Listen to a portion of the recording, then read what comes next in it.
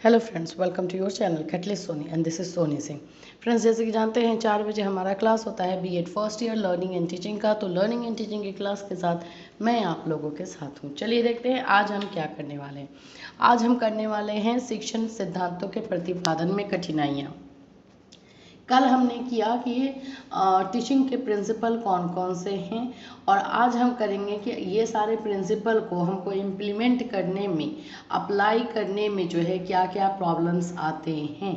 तो सबसे पहले हम इस बात को समझेंगे कि शिक्षण सिद्धांत जो होते हैं उनका डायरेक्ट कांटेक्ट या फिर डायरेक्ट कनेक्शन अगर हम बोलें तो लर्निंग से हमारा होता है। हमारा मेन उद्देश्य जो होता है कि हमें हमारे अधिगम को जो है वो सही बनाना और अधिगम को प्रभावशाली बनाना।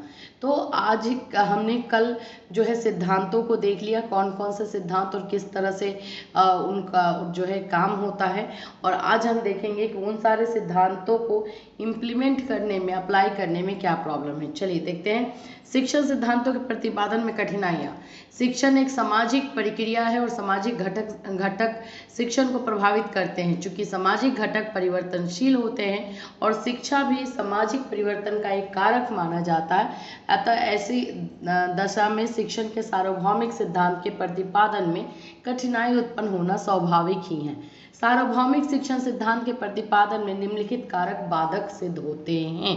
जो रीज़न है, देखिए बात यह है कि हमारा जो शिक्षण का काम है वो एक सोशल प्रोसेस है। ठीक है, सोशल मतलब कि 1 से 2 लोग जहाँ पे इकट्ठा होते हैं, 2 से 3 लोग इकट्ठा होते हैं, वो तो सामाजिक प्रक्रिया हो जाती है। और हमारा जो टीचिंग है ये तो एक सामाजिक ही प्रक्रिया है। बहुत सारे बच्चे को बहुत सारे टीचर्स मिल करके जो है शिक्षा देते हैं, तो ये एक सामाजिक प्रक्रिया है। अब ये है कि सामाजिक प्रक्रिया अगर है तो समाज के जो घटक है, जो समाज में को फैक्टर्स हैं, जो समाज के कारक हैं, वो परिवर्तनशील होते हैं, वो चेंज होते रहते हैं।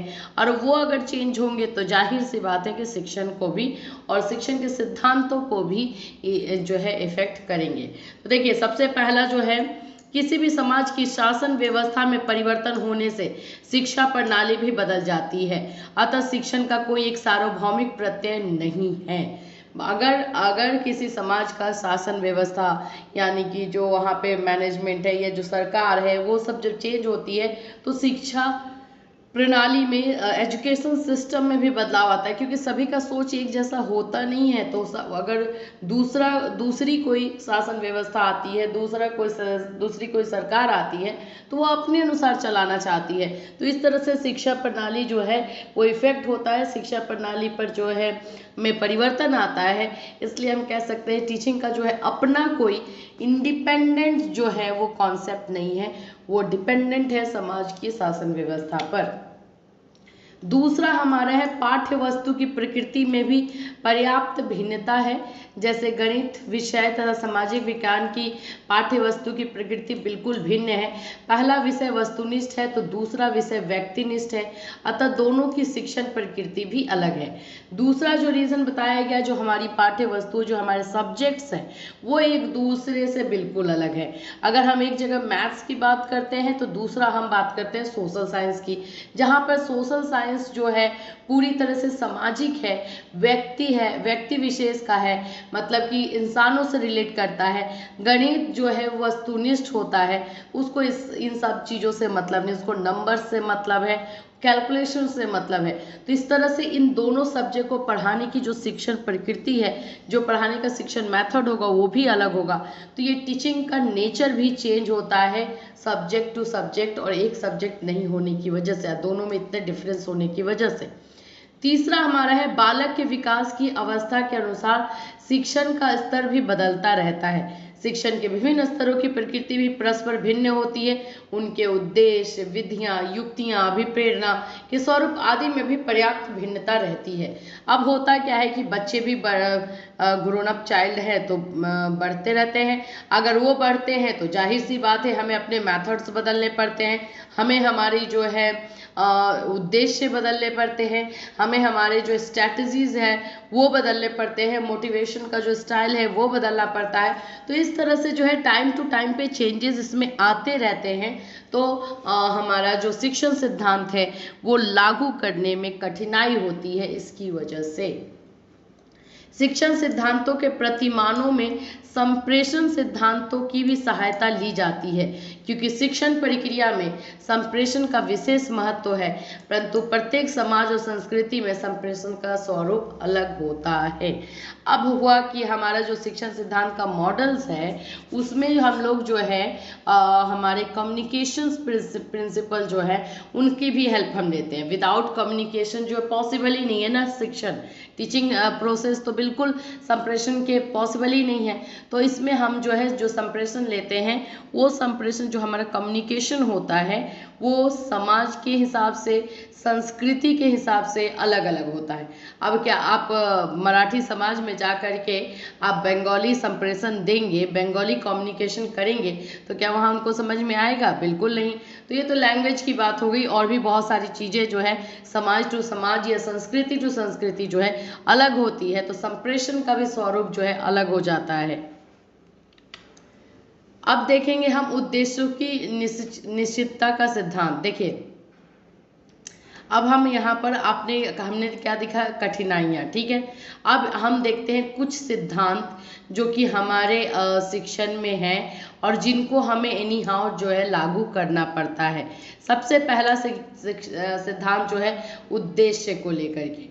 ऑफ कोर्स देखिए सब कुछ चेंज हो सकता है, लेकिन हम ऑब्जेक्टिव जो हमारे एम्स होते हैं, जो हमारे उद्देश्य होते हैं, ये तो चेंज नहीं हो सकता और ये हमें किसी भी तरह बना करके रखना पड़ता है।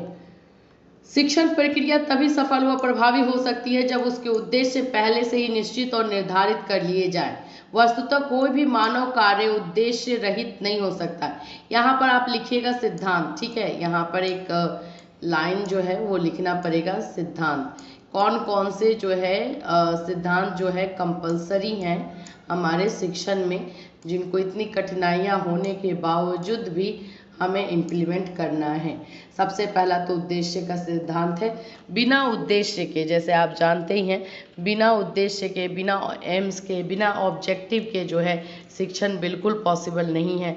और अगर हम ट्राई भी करते हैं करना तो वो सक्सेसफुल नहीं हो पाएगा, बिल्कुल सक्सेसफुल नहीं हो पाएगा। तो इस तरह से जो है हमें हमारे उद्देश्य की को जो है डेफिनेट बनाना पड़ता है। उद्देश्य को जो है हमारे टीचिंग से पहले निर्धारित करना पड़ता है और उसी को प्राप्त करने के लिए कोशिश करते रहना पड़ता है। कोई भी मानव का काम, कोई भी काम आप एज्यूम कीजिए, कोई भी काम अगर आप अपनी लाइफ में कर रहे हो तो वो उद्देश्य रहित नहीं हो सकता है। तो ये कंपलसरी जो है हमारा सिद्धांत है जिसे हमें एनी हाउ लागू करना पड़ता है इतनी कठिनाइयों के बाद भी। ये शैक्षिक उद्देश्य उसके शिक्षण कार्य को सही दिशा प्रदान करते हैं। क्यों? हमने आप खुद ही सोचिए कि अभी मेरा कोई कार्य स्टार्ट नहीं हुआ, ठीक है। मैंने सोचा है कि भाई मुझे ये काम करना है, स्टार्ट करना पड़ा और मैंने एक यहाँ पे अपना उद्देश्य बना लिया, ठीक है। ये मेरा उद्देश्य है, यहाँ से मेरा काम स्टार्ट होता है, मैं यहाँ पे जा रही हूँ। हो सकता है ना बीच रास्ते में मैं भटक जाऊँ या फिर मेरा ध्यान भटक जाए या फिर मैं थक जाऊँ, मुझे आगे जाने का मन ना करे या मैं रुक कर जाऊँ। लेकिन ये जो हमारा उद्देश्य होता है ये हमारे लिए मोटिवेशन का कार्य करता है, ये हमारे लिए जो है सही दिशा दिखाने का कार्य करता है। हम इसको देख करके अरे भाई बस इतना ही दूर है, इतना ही दूर है, फिर उसके बाद मैं जो चाहती हूँ मुझे मिल जाएगा। ऐसे करते करते जो है हम यहाँ तक पहुँचते हैं। तो ये हमारे लिए बहुत इम्पॉर्टेंट होता है हमें सही दिशा पे चलने के लिए और हमारे शैक्षिक उद्देश्य को हमारे शिक्षा के उद्देश्य उसको भी पाने के लिए। दूसरा है रुचि जागृत करने का सिद्धांत। ये भी बहुत इम्पॉर्टेंट है। ऑफ कोर्स हमने उद्देश्य बना लिया है, अगर हम इंटरेस्ट ही क्रिएट नहीं कर पाते हैं वो बोरिंग हो जाता है, स्टूडेंट्स उसको समझ नहीं पाते हैं या स्टूडेंट्स को वो बोरिंग लगता है, तो क्या कोई स्टूडेंट समझेगा? कितना ध्यान देगा, कितना कोशिश कर लेगा? वो ज़्यादा कर नहीं पाएगा। तो इसीलिए जो भी चीज़ें हम पढ़ाने जा रहे हैं, जो भी शिक्षण हम स्टार्ट करने जा रहे हैं, उसमें इंटरेस्ट जो है क्रिएट करते रहना, रुचि क्रिएट करते रहना, ताकि वो बोरिंग ना हो, स्टूडेंट्स को इंटरेस्टिंग लगे, उनका इंटरेस्ट उसमें जगे और वो अपने तरीके से 100% दे पाए। नियोजन का सिद्धांत, प्रिंसिपल ऑफ प्लानिंग। अब ये तो जब बहुत ही ज़रूरी है जब हम अपना टीचिंग, जैसे मैंने आपको बताया अभी तक कि टीचिंग कार्य जो है 3 पार्ट में डिवाइड होता है। एक तो होता है प्लानिंग, जो हम पहले करते हैं, ठीक है, जिसे हम प्री टीचिंग फेज कहते हैं। दूसरा हमारा होता है इंटरेक्शन और तीसरा होता है हमारा पोस्ट, राइट। तो जो हमारा प्लानिंग का काम होता है वो हम लोग प्री टीचिंग फेज़ में करते हैं, टीचिंग करने से पहले वाले फेज़ में करते हैं। तो अगर हम विदाउट प्लानिंग, विदाउट नियोजन अगर हम पढ़ाने जाते हैं तो क्या सक्सेसफुल होंगे? क्या उतनी सफलता हमें मिलेंगी जितना हम लोग जो है एक्सपेक्ट करते हैं? बिल्कुल नहीं। तो इसीलिए किसी कार्य को बिना किसी योजना के किया जाए तो उस कार्य में प्रायः असफलता या आंशिक रूप से ही सफलता मिलती है, सही है। विशेषकर व्यावसायिक कार्यों की सफलता के लिए उनकी पहले से ही समुचित योजना बनाना अत्यंत आवश्यक है। शिक्षण भी एक व्यावसायिक कार्य है, तो प्लानिंग भी बहुत जरूरी है। चौथा हमारा है पाठ्य सामग्री को उचित इकाइयों में विभाजन का सिद्धांत, principle of dividing subject matter into proper units. आप जो टॉपिक उनको पढ़ाने जा रहे हैं, ठीक है, जो भी टॉपिक उनको पढ़ाने जा रहे हैं उसको पर्टिकुलरली आप जो है एक पॉइंट टू पॉइंट में डिवाइड करेंगे, एक पॉइंट टू पॉइंट में उसको रखेंगे, जिससे कि स्टूडेंट्स को समझने में ईजी हो जाए और स्मूथ गोइंग हो जाए, राइट। अब मान लीजिए कि आप जा रहे हैं बच्चों को सब्ट्रैक्शन पढ़ाने, तो क्या अब डायरेक्टली उनको सब्ट्रैक्शन स्टार्ट करेंगे? देखो 45 है, 45 में से 35 जाएगा, इतना आ गया, डायरेक्ट तो नहीं करेंगे। आप एक प्रॉपर अपना जो टॉपिक आपको पढ़ाना है, सब्ट्रैक्शन पढ़ाना है, उसको एक छोटे छोटे पार्ट्स में डिवाइड करते हैं ना, कि सबसे इजी पहले हम बताएं ताकि बच्चे इंटरेस्ट लें, उनको समझ में आए, फिर थोड़ा सा डिफिकल्ट, फिर थोड़ा सा डिफिकल्ट, और लास्ट में सबसे कॉम्प्लेक्स वाला रखते हैं, जिससे कि वो समझते समझते और अच्छे से समझ जाए। तो इसी तरह से हमारा जो सब्जेक्ट मैटर होता है उसको हमको प्रॉपर यूनिट्स में जो है डिवाइड करना पड़ता है, जिससे कि बच्चों को अच्छी तरीके से समझ में आए। तो ये सिद्धांत भी देखिए, हम अभी जो सिद्धांत, जो जिस प्रिंसिपल्स की बात कर रहे हैं, ये सारे प्रिंसिपल्स जो है एनी हाउ हर एक टीचिंग में, चाहे आप मैथ्स पढ़ाने जाएं, चाहे आप SST पढ़ाने जाए, चाहे आप हिंदी पढ़ाने जाए, सभी सब्जेक्ट में कंपलसरी है। तो इन सिद्धांतों का हमें पालन हमारी टीचिंग में करना पड़ता है, ठीक है। पांचवा हमारा है प्रभावशाली शिक्षण के प्रयोग का सिद्धांत। अब हमारा क्या प्रभावशाली शिक्षण विधियों के प्रयोग, यानी कि हम जो बच्चों को पढ़ाने जा रहे हैं, जो टीचिंग मेथड यूज़ करें, वो ऐसा वैसा टीचिंग मेथड तो नहीं यूज़ करेंगे। मान लीजिए पढ़ाने हम सब्ट्रैक्शन जा रहे हैं और हमने ले लिया लेक्चर मेथड, क्या ये सुटेबल होगा? हमें सब्ट्रैक्शन पढ़ाना है और हम लेक्चर मेथड यूज़ कर रहे हैं, सिर्फ सब्ट्रैक्शन के बारे में बताए जा रहे हैं, सब्ट्रैक्शन क्या होता है, कैसे होता है, और हम उसमें और कोई मेथड यूज़ नहीं कर रहे, तो क्या ये सक्सेसफुल होगा? बिल्कुल भी नहीं।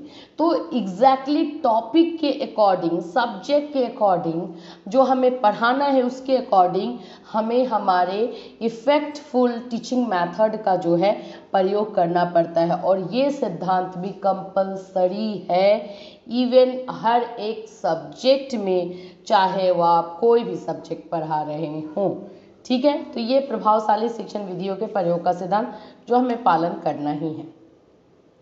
6 है हमारा क्रियाशील बनाने का सिद्धांत। अब हमने तो भाई पढ़ा दिया, थ्योरी हमने उनकी कंप्लीट की, क्या हमारा काम सिर्फ थ्योरी पढ़ा करके छोड़ देना है?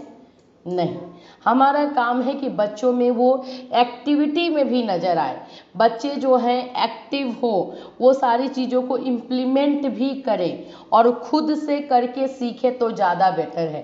तो ये हमारा जो सिद्धांत है आजकल के एजुकेशन में, आजकल के टीचिंग में जो है बहुत यूज़ होता है, जिसमें हम ये फॉलो करते हैं कि बच्चे जो है खुद से करके सीखें, खुद से जो है उनको हम उस सिचुएशन में डालते हैं और फिर उस सिचुएशन से वो कैसे निकलते हैं, कैसे अपने से अपना रास्ता बनाते हैं, तो वो हम उनको सिखाते हैं, गाइड करते हैं दूर से, बस इतना बोल सकते हैं। अदरवाइज़ इस सिद्धांत में हम बच्चों को जो है एक्टिव बनाते हैं, खुद से अपना कार्य करना सिखाते हैं। ठीक है, तो ये सिद्धांत भी बिल्कुल कंपलसरी है। 7th हमारा है पूर्व अनुभवों के उपयोग का सिद्धांत। अब हमारा जो एक्सपीरियंस है, अब टीचर आप बने हो तो ऐसे तो बने नहीं हो भाई, कुछ तो एक्सपीरियंसेस आपके होंगे, तो उन सारे एक्सपीरियंसेस के आधार पर ही हमारा अपना टीचिंग प्रोसेस का काम स्टार्ट करें, टीचिंग प्रोसेस का प्लानिंग स्टार्ट करें, सब्जेक्ट मेथड चूज़ करें, हम जो है हम अपना टॉपिक चूज़ करें, टॉपिक को हम कैटेगराइज करें, डिवाइड करें, ये सब हम अपने एक्सपीरियंस के आधार पे, जो हमारे पहले के अनुभव हैं उनके आधार पे करते हैं। इस सिद्धांत के अनुसार शिक्षण प्रक्रिया के दौरान शिक्षक को अपने पूर्व अनुभवों का प्रयोग करना चाहिए तथा विद्यार्थियों के पूर्व अर्जित ज्ञान का प्रयोग करते हुए ही उसे अधिगम अनुभव प्रदान करना चाहिए। हम अपने अनुभवों का यूज़ करके तो बच्चों को बताएंगे ही, साथ में हम जो टॉपिक पढ़ाने जा रहे हैं या पढ़ा रहे हैं उसमें हम इस बात का भी ध्यान रखेंगे कि बच्चे का जो प्रीवियस नॉलेज है, जो हम सब्जेक्ट उसको या टॉपिक पढ़ा रहे हैं उसका जो प्रीवियस नॉलेज है रिलेटेड टू पर्टिकुलर टॉपिक, उसको भी हम यूज़ करें ताकि प्रीवियस नॉलेज से करंट नॉलेज जो है कनेक्ट हो और उनका जो है नया नॉलेज का आप बोल सकते हो कि लॉन्ग लास्टिंग हो, स्ट्रॉन्ग बने। ठीक है, अब यहाँ से हमारा इंग्लिश से स्टार्ट होगा। इंग्लिश के स्टूडेंट्स बोलते हैं कि मैम आप हमारा एक्सप्लेन नहीं करती हैं, चलिए थोड़ा सा आपका भी करें। Application of formal theory of teaching कौन कौन सा है? The maieutic theory and communication, the moulding and the mutual inquiry, ये हम कर चुके हैं। डिस्क्रिप्टिव थ्योरी में हमारे इंस्ट्रक्शन थ्योरी आते हैं, पर्सपेक्टिव थ्योरीज आती हैं, थ्योरी ऑफ इंस्ट्रक्शंस। इंग्लिश में एक्चुअली में ज़्यादा एक्सप्लेन नहीं करना क्योंकि बहुत पॉइंट टू पॉइंट लिखा ही हुआ है, तो इसमें आपको कुछ नहीं करना, बस लिखना है, समझना है, हो जाता है। नॉर्मेटिव थ्योरीज में क्या क्या है? कॉग्निटिव थ्योरी ऑफ टीचिंग है, थ्योरी ऑफ टीचर बिहेवियर है, the psychological theory of teaching है, जनरल थ्योरी ऑफ टीचिंग है। तो इस तरह से है कॉग्निटिव थ्योरी क्या है, बाकी सारी थ्योरीज को एक्सप्लेन किया गया है। इंग्लिश ही एक्चुअली में आज के ये में ज़्यादा है, आप लोग के कंटेंट, आप लोग का टॉपिक जो है इंग्लिश का। चलिए, तो ये हमारा रहा हिंदी। हिंदी में हमने क्या किया आज? शिक्षण सिद्धांतों के प्रतिपादन का में कठिनाई। कल से जो है मैं आप लोगों को, कल से हमारा जो जितनी भी लर्निंग थ्योरीज हैं वो हम स्टार्ट करेंगे। आज का ये क्लास ऐसे हुआ और कल से हम लोग लर्निंग थ्योरीज स्टार्ट करेंगे, तो उसको मिस मत कीजिएगा। कल से क्लास इम्पॉर्टेंट होगा और साथ ही साथ जो है मैं अब सोच रही हूँ हमारा जो एक और पेपर है उसको भी स्टार्ट करेंगे। मैथड पेपर हम लोग देखेंगे और मैथड पेपर में किस तरह के क्वेश्चन आते हैं वो भी देखेंगे। ठीक है, फिलहाल कल हम थ्योरीज पेपर जो है जो भी थ्योरीज हैं लर्निंग की वो करेंगे। सो कल से हमारा थ्योरीज का होगा क्लास, तो डोंट मिस। एंड इसका जो है आप लोग नोट्स बना लीजिएगा, हिंदी में भी इंग्लिश में भी। देखिए, मैं एक बात और बोलूँ, अगर इंग्लिश के स्टूडेंट्स को ऐसा लगता है कि हिंदी अच्छे से एक्सप्लेन हो रहा है तो भाई आप इतने कैपेबल तो हो कि आप 2-2, 3-3 लाइन का एक्सप्लेनेशन खुद से लिखो। देखो यहाँ पर जो है ना आपका इंग्लिश में लिखा हुआ रहता है, तो 2 से 3 लाइन में मैं तो खुद ही बोलती हूँ कि ज़्यादा एक्सप्लेनेशन करने की ज़रूरत ही नहीं, पॉइंट्स आप कितना लिखते हो वो मैटर करता है। तो आप ये टॉपिक यही लिख लीजिए, principle of dividing subject matter into proper units, and 2 से 3 लाइन में एक्सप्लेन कर दीजिए। ठीक है, ये देखिए, अगर प्रिंसिपल्स आपके लिखने हैं, आपको इंग्लिश के प्रिंसिपल्स थोड़ा सा डिफिकल्ट लग रहा है, यही लिखिए, प्रिंसिपल ऑफ इसको डिफाइनेटनेस ऑफ एम्स, और इसको कर दीजिए कि कैसे जो है डेफिनेट होता है उसके बारे में, principle of creating interest, principle of planning, और इसी को एक्सप्लेन कीजिए। देखिए, कभी हमारे पास जो भी कंटेंट आता है इंग्लिश हिंदी, मैं नहीं बोलूँगी कि हिंदी में ही, कभी कभी इंग्लिश में कंटेंट बहुत अच्छा रहता है, कभी कभी नहीं, मोस्ट ऑफ इंग्लिश में कंटेंट मुझे समझ में अच्छा भी लगता है और कभी कभी जो है हिंदी में अच्छा लगता है। मैं बोलूँ तो लैंग्वेज से मैटर नहीं करता है, आप लोग लैंग्वेज पेपर के लिए एग्ज़ाम नहीं दे रहे हो, आपका है कि कॉन्सेप्ट क्लियर होना चाहिए, चाहे हिंदी में हो, इंग्लिश में हो, बंगाली में हो, मराठी में हो, किसी भी लैंग्वेज में हो, हमारा कॉन्सेप्ट क्लियर, हमें ये पता होना चाहिए भाई कि नॉर्मेटिव थ्योरी क्या होता है, हमें ये पता होना चाहिए भाई कि टीचिंग थ्योरी क्या है और कैसे उसको इम्प्लीमेंट करने में डिफ़िकल्टीज आती है। बस हमें कॉन्सेप्ट से मतलब है, लैंग्वेज से नहीं।